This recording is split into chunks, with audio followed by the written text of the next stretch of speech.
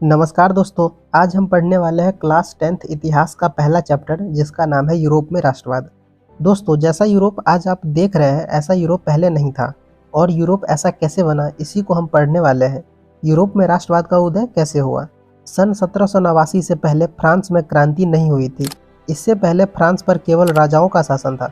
राजा का बेटा राजा बनता था। इस तरह से राजाओं का शासन चलता था। जनता के पास कोई पावर, कोई शक्ति नहीं थी। जैसा राजा कहता था जनता को वैसा ही करना पड़ता था। फ्रांस की क्रांति के समय जो राजा था वो लुई 16वां था, जो कि एक निरंकुशवादी शासक था। लुई 16वां ने पूरे फ्रांस के जनता को 3 वर्गों में बांट दिया था: कुलीन वर्ग, पादरी वर्ग और आम जनता। लुई 16वां का कहना था कि कुलीन वर्ग और पादरी वर्ग टैक्स नहीं देगा, क्योंकि जो कुलीन वर्ग थे वो राजाओं के सैनिक थे और अमीर भी थे, इसीलिए वो टैक्स नहीं देगा। और जो पादरी वर्ग थे वो चर्च में पूजा करते थे, उनसे टैक्स लेना पाप है, इसीलिए पादरी भी टैक्स नहीं देगा। अब जो आम जनता था, जिसमें गरीब किसान मजदूर आते थे, उनसे टैक्स लिया जाता था। जब लुई 16वां के पास पैसों की कमी हो जाती थी तब आम जनता को और भी ज्यादा टैक्स देना पड़ता था, जिससे फ्रांस की पूरी जनता परेशान हो चुकी थी और जनता के मन में राष्ट्रवाद की भावना उत्पन्न हो चुकी थी। लुई 16वां से परेशान होकर जनता ने 1789 ईस्वी में फ्रांसीसी क्रांति शुरू कर दी। जब फ्रांस की क्रांति हुई तो लुई 16वां को हार मानना पड़ा और फ्रांस की जनता की जीत हुई। अब फ्रांसीसी क्रांति के बाद फ्रांस में कुछ बदलाव देखने को मिले, जैसे कि पहले जो पावर राजाओं के पास था वो अब जनता के पास है। दूसरा, अपना देश अपने लोग, मतलब कि ये देश हमारा है और हम इस देश के नागरिक हैं।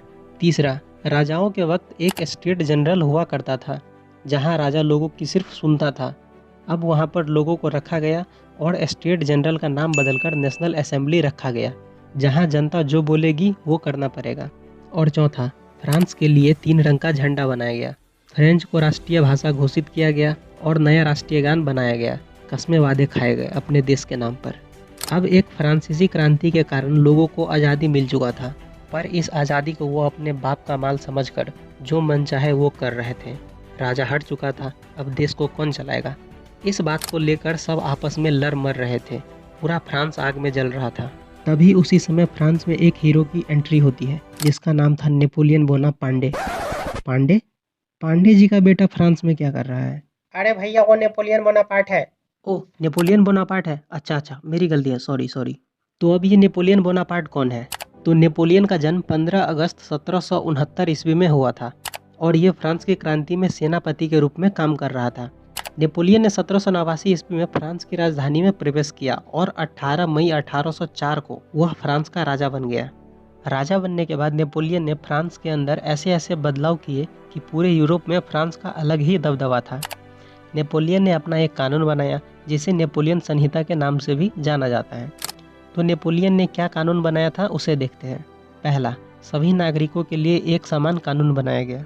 पहले ये होता था कि जो राजा के खास थे उसे अधिकार दिया जाता था, लेकिन आम जनता को नहीं। लेकिन अब वो चीज़ हट चुका था। दूसरा, अगर किसी के पास पैसा हो तो वो प्रॉपर्टी खरीद सकता है और उससे वह प्रॉपर्टी कोई छीन नहीं सकता।